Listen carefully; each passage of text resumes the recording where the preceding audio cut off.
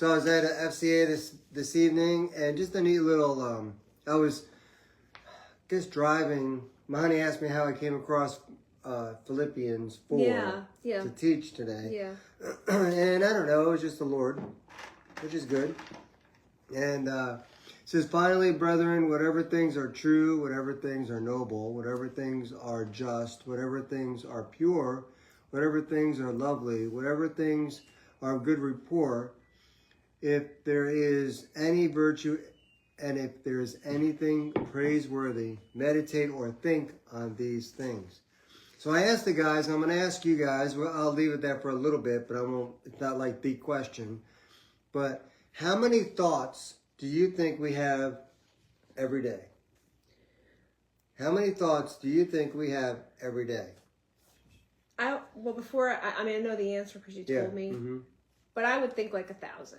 Okay. I got some answers from the guys. Yeah. 3 million. 3 million? Yeah, 3 million thoughts. Wow. Another answer was 300,000. Okay. And then another one was, and I kept going down, they were like 250,000. So, okay, I'll give you the answer. They weren't going low enough. It's under 100,000. Somewhere between 6,000 and 60,000. Oh, that's quite a jump. Different studies. Oh, right? okay. It says here, the average person, like I said, between that. Some say that 90% of these thoughts are repetitive. So perhaps 90%, on average, 90% of our thoughts are repetitive. For the day or just during the day? Like during the day. Repetitive in that same day. They didn't specifically because I think of the same thing each day. Right. Like, okay, I gotta get up. I gotta hug the dog. They didn't. That's a good question. They didn't really specify in there. Right. They just said some of the. Yeah, I'm gonna say during the day. Probably that day. I'm gonna say that day. I'm thinking, yeah. But here's the kicker. 80%, now on average, 80% are negative thoughts. But that's not.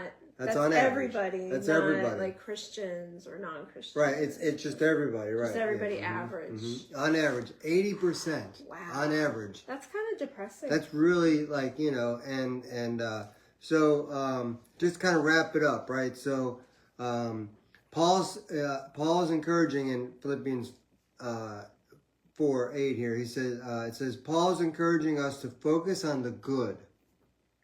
Yes. Focus on the good. Right? So how do we take how do we think this way? How do we think noble? How do we think just? How do we think pure? How do we think lovely and of good rapport? If there's any virtue and anything praiseworthy, how do we think on these things? Some of the ways is, right, scripture memory. Yeah.